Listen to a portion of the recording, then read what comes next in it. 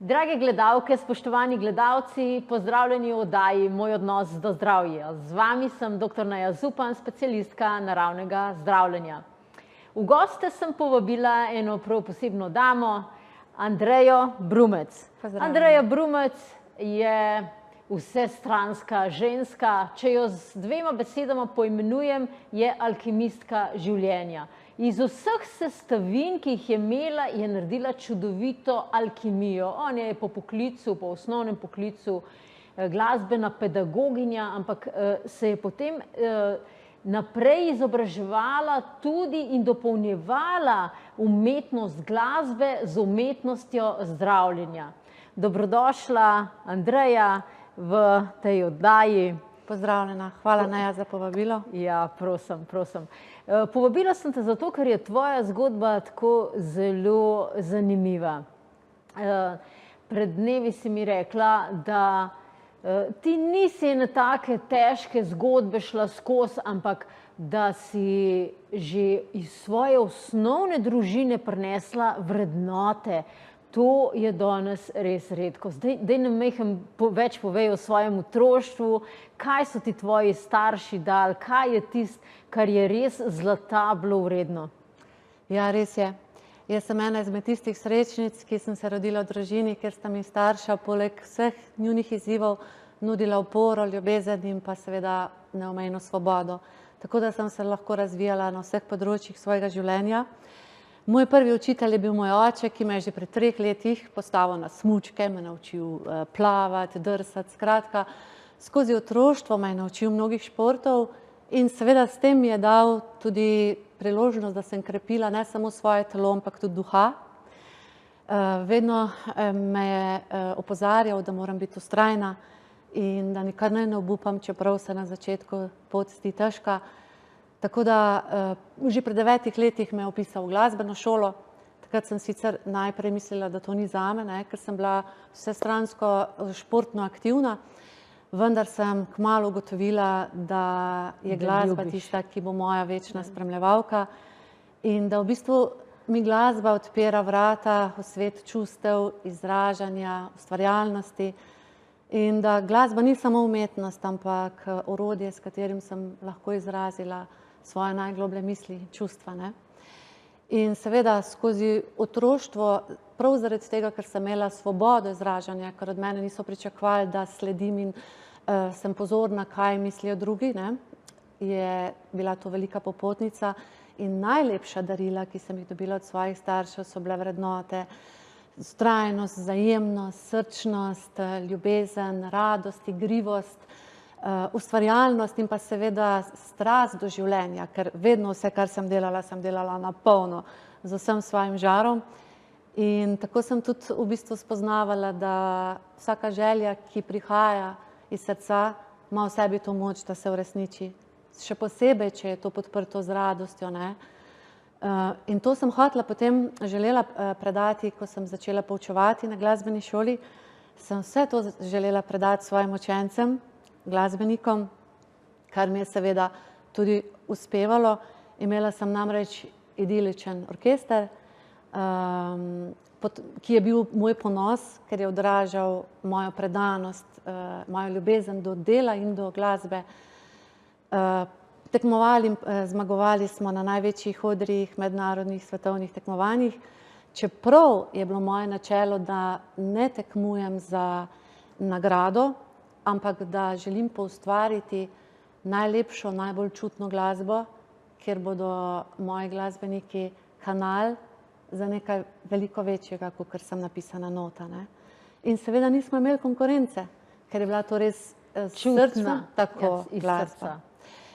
Je pa to seveda, kaj s tem se pravi, vsaka stvar v življenju se nekako nam življenje prinese izzive, preizkušnje in priložnosti, da se malo ustavimo oziroma poglobimo vase. In vse te zmage so prinesle velika pričakovanja. Ko si enkrat prvi 10-ič, potem pričakujejo vsi, da si vedno prvi. In seveda to je meni povzročilo kar veliko breme. In če sem prej delala z radostjo, ljubeznijo in spontano, je potem ta pot postala težka, polna bremen, obveznosti in odgovornosti zame, kar pa seveda me je začelo malo izčrpavati. Pa dušiti. In tudi moje zdravje je začelo pešati. Kaj pa se je dogajalo potem s tvojim zdravjem?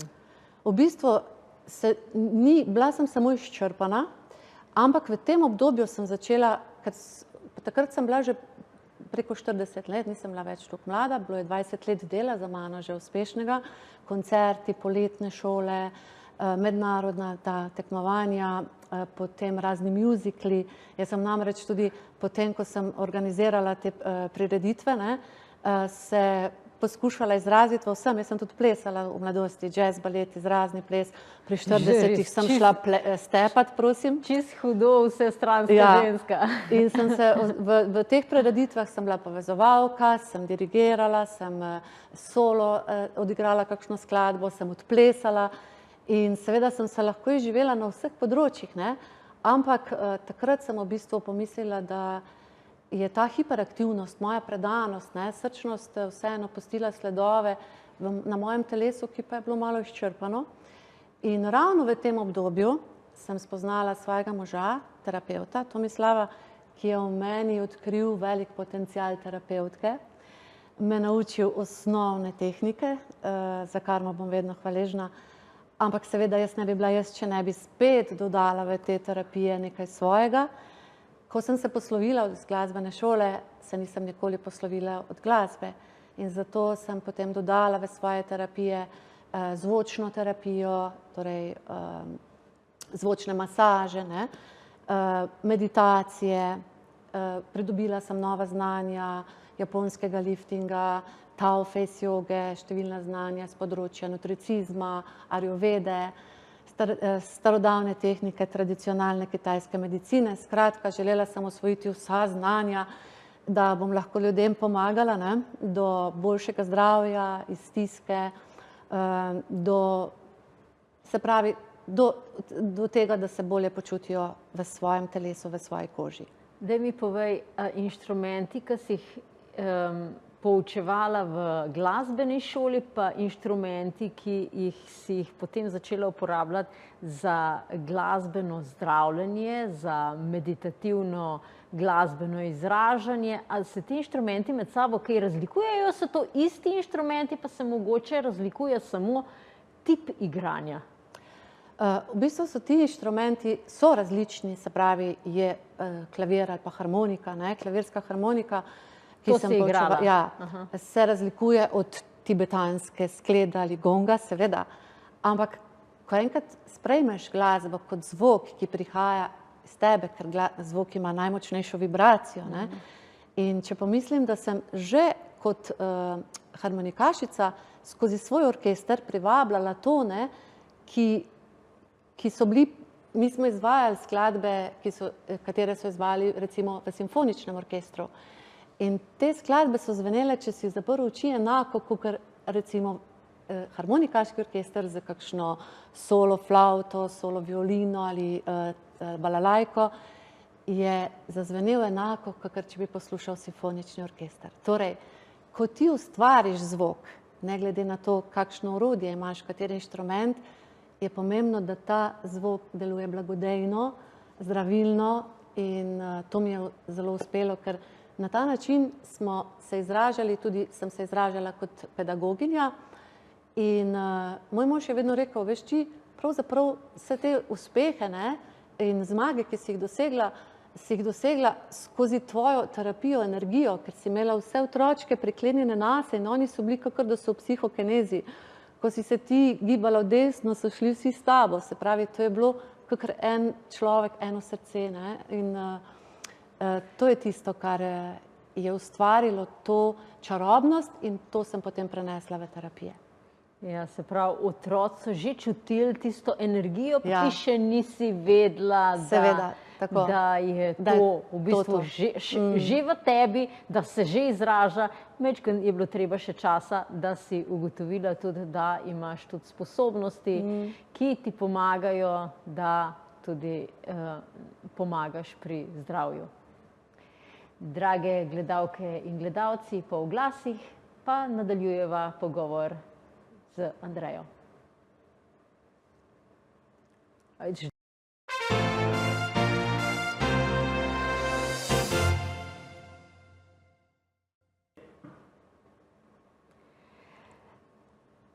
Razlagala si, da tvoje življenje je bilo čudovito oziroma je še vedno zelo polno, zadovoljno, srečno. Kljub temu, da si se soočila pa z eno tako kar globoko preizkušnjo. Kaj je bila tista preizkušnja?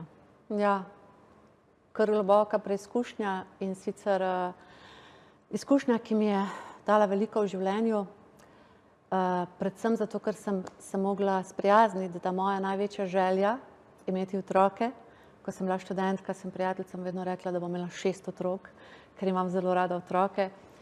In žal, verjetno je to posledica moje hiperaktivnosti, to, da sem v otroštvu bila zelo aktivna v športu, glasbena šola, potem kot študentka sem poleg fakultete delala še srednjo glasbeno šolo, učila že preko študenta. Skratka, celo življenje sem delala veliko stvari in verjetno sem na ta način tudi izčrpala svoje ledvice, nadledvično žlezo in svoje reproduktivne organe, ker pač tega znanja takrat nisem imela, ne. In žal mi tega nihče prej tega ni povedal. Tako da cena za to moje delo, strast in ustvarjanje je bila pač boleča preizkušnja spontanih splavov in pa materničnih nosečnosti. In seveda, kljub temu, ne, da se upaš, da sem potem po 50. letu se nekako sprijaznila s tem, ampak sem ponosna, da sem kljub temu uspela ohraniti in ostati zvesta sebi in dajati ljubezen, ki sem jo želela razdajati svojim otrokom, kajti na nek način sem uspela ustvariti svojo lastno obliko družine. Otroci, ki sem jih poučevala 20 let, so bili pravzaprav kot moji. Večino časa so preživeli z mano, ko smo vadili za tekmovanja. Potem, seveda, ko sem začela s terapijami, sem vso znanje, vso svojo predanost in to ljubezen spet predala ljudem, ki so včasih bili osamljeni, skratka vsem, ki so potrebovali pomoč. In to mi je pomagalo, da sem dejansko razumela, da je mogoče je to moje darilo svetu, da dam večjim otrokom, širši okolici, tisto, kar bi mogoče potem razdala samo svojim otrokom. Ja, to je zelo dobra prispodoba, ker jaz gledam, da vesolje vedno nam prinese nekaj, zato ker imamo nekaj posebenega za dati.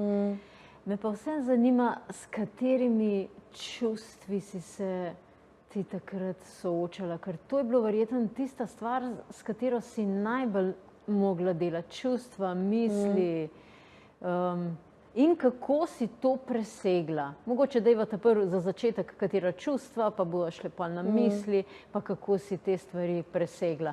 Ker obstajajo načini, kako si lahko pomagamo v takih primerih.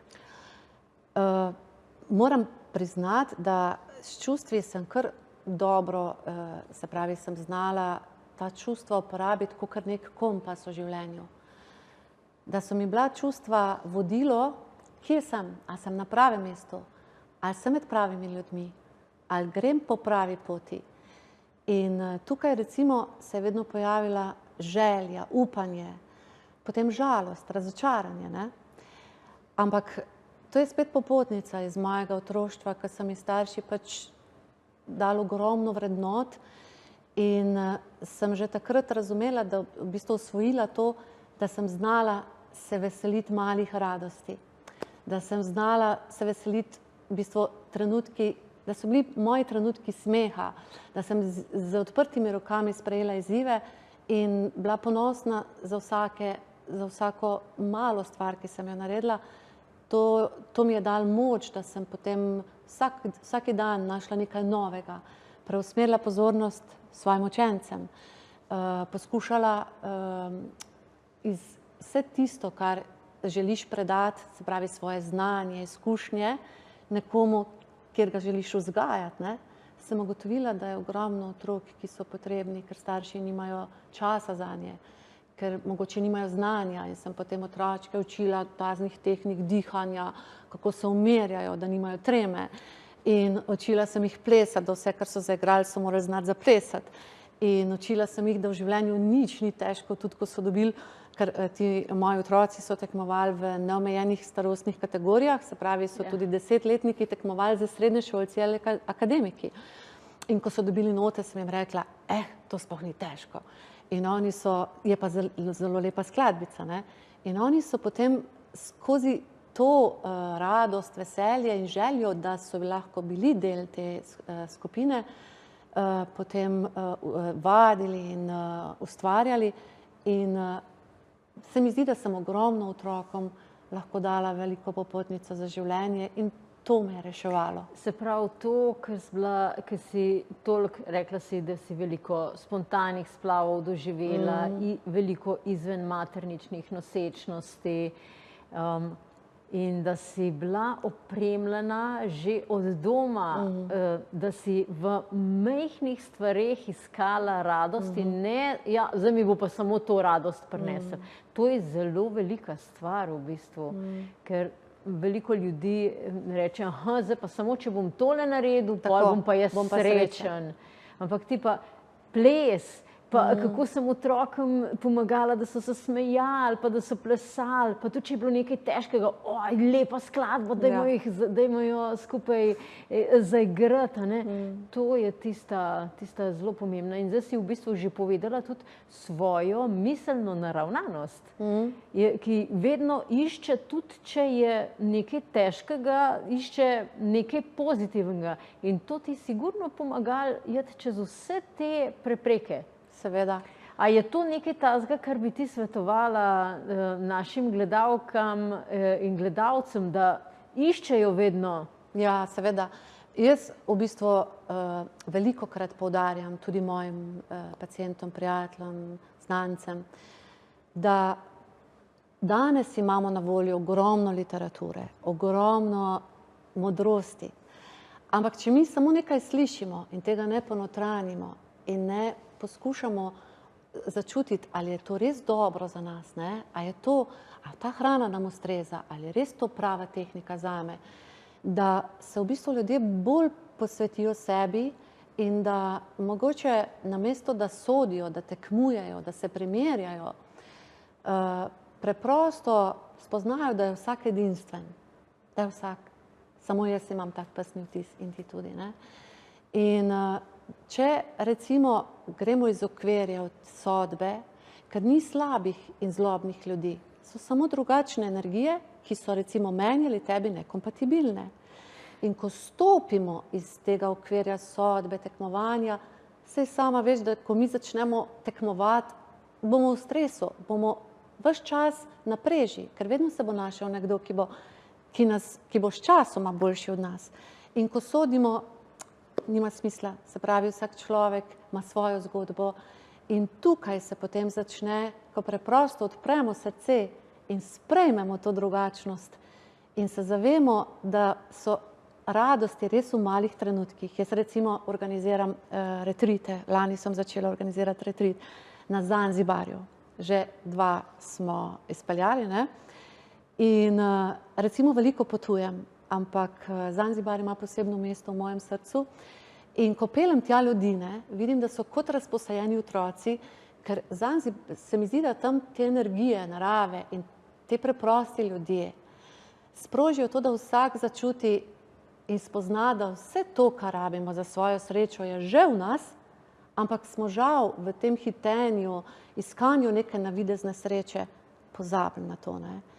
In hvaležnost. Jaz se zaspim s hvaležnostjo, zbudim se s hvaležnostjo in za vsako stvar, za parkirni prostor, za hrano, za vse se zahvaljujem, ne? Včasih me vsi malo čudno gledajo, ampak to sem že od nekdaj razposajeni, ne? Kot otrok. In to mi prinaša vedno nove blagoslove. Ja, zato ti vesolje poskrbi za tebe, ker si ti hvaležna, radostna, navdušena in iščeš v stvareh pozitivne vidike. In na ta način spoznajo ljudje tudi, da v bistvu namesto tega, da sodimo, obsojamo, smo lahko drug drugemu učitelji, da se lahko veliko naučimo drug od drugega in veliko doprinesemo drug drugemu. Ne? Jaz sem videla en animirano risanko. Na sredini je bila tako v obliki šestke narejena. Ne? Če jaz z moje strani gledam, je to šestka. Ne? Če ti gledaš iz tvoje strani, je devetka. Ne? In zdaj, da se midve prepirava, a je zdaj to šestka ali je to devetka? Nima smisla. Ja, nima smisla. Ne? Lahko sprejmeva, da ima vsaka pač svoj vidik, svoj pogled, svoje izkušnje, s katerimi gleda na to življenje. Drage gledalke in dragi gledalci, za vas sem pripravila eno posebno darilo, ki ga lahko prevzamete na spletni strani www.bisernica.si. Vabljeni po oglasih pa spet nadaljujeva pogovor z Andrejo.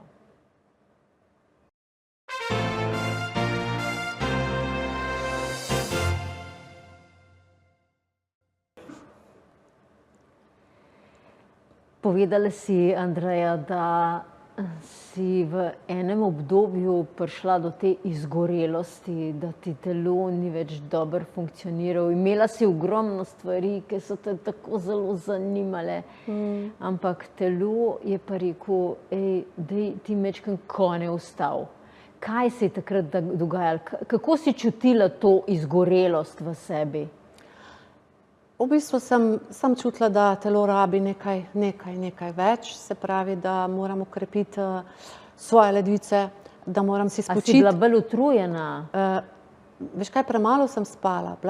Ves čas sem bila, ustvarjala in razne aranžmaje za glasbo sem vedno delala zvečer po noči. In seveda, telo rabi spanje, premalo melatonina, sama veš, kaj se dogaja, ko nimamo spanja, ko v bistvu živimo. Sicer sem bila polna pozitivnih misli in pozitivno naravnana, ampak žal to ni dovolj. In ko sem začela, ko sem spoznavala, se pravi, in osvajala nova znanja z področja ajurvede, nutricizma, spoznavala, kako pravzaprav telo deluje z področja, recimo, tradicionalne kitajske medicine in spoznala, da sem pravzaprav ledvični tip, da rabim toplo, da rabim spanje in sem potem seveda prišla do zame najbolj zdrave hrane in čudežnega napitka, s tem opravim aloe vere, ki sem jo takrat začela piti in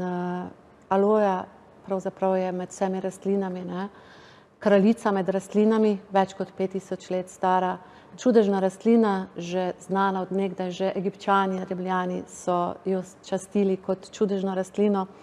Krištof Kolumb je na svoji ladji Santa Maria prevažal alojo v cvetličnem lončku, imenoval jo je zdravnik v cvetličnem lončku.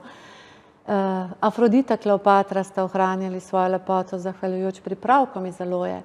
In nenazadnje tudi danes velja aloja v dermatologiji za kraljico med rastlinami, ker ima to moč, da prodre skozi vrhnjico, skozi bazalno membrano v ustnico, 7-krat do 8-krat pospešeno vpliva na fibroblaste, da se po naravni poti ustvari kolagen, elastin in seveda s tem ohranjamo elastično, mladostno kožo in pa seveda deluje protivnetno, antiseptično, protibolečinsko.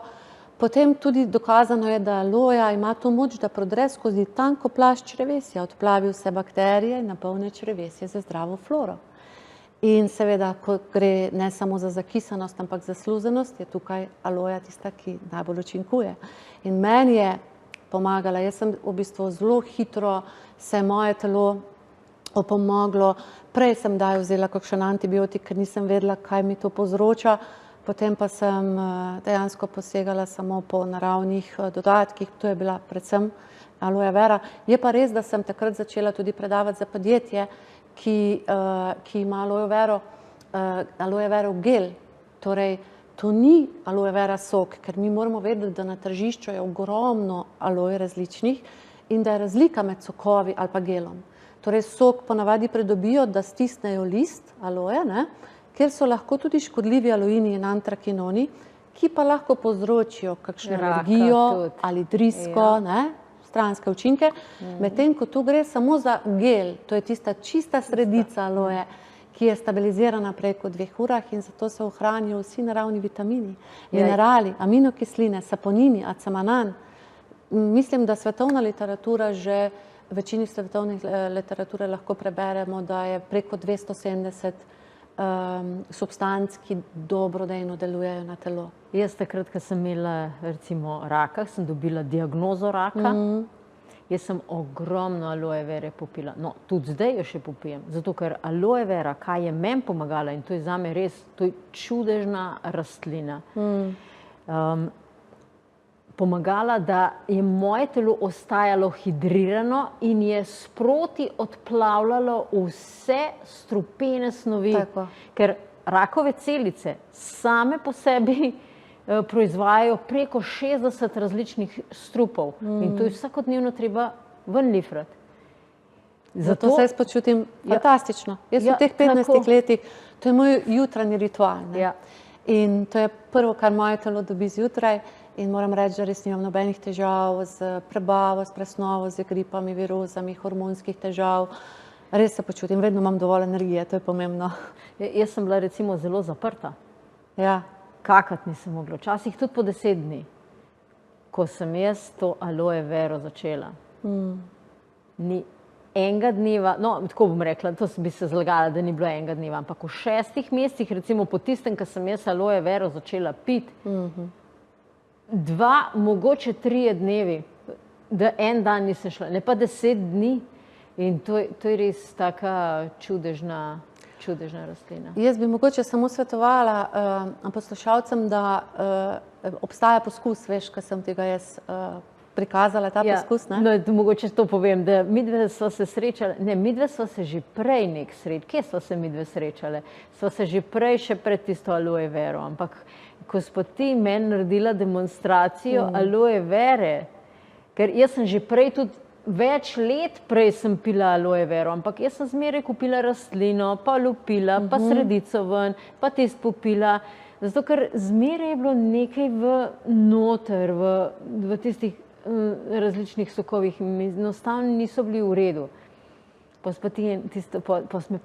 si pa demonstracijo naredila, ne, sem rekla, aleluja, končno, da imam nekaj, da meni ni treba, ne vem, pol ure s tistim lupljenjem, pa vlupkam, pa ne vem česa vsega, zato da pridem do zdravega soka. No, takrat sem pa pol začela to. To je, jod sem uporabila kot prispodobo barvil, ki jih mi zaužijemo z kavo, sladkarijami, s konzervansi, ki so v hrani, ne.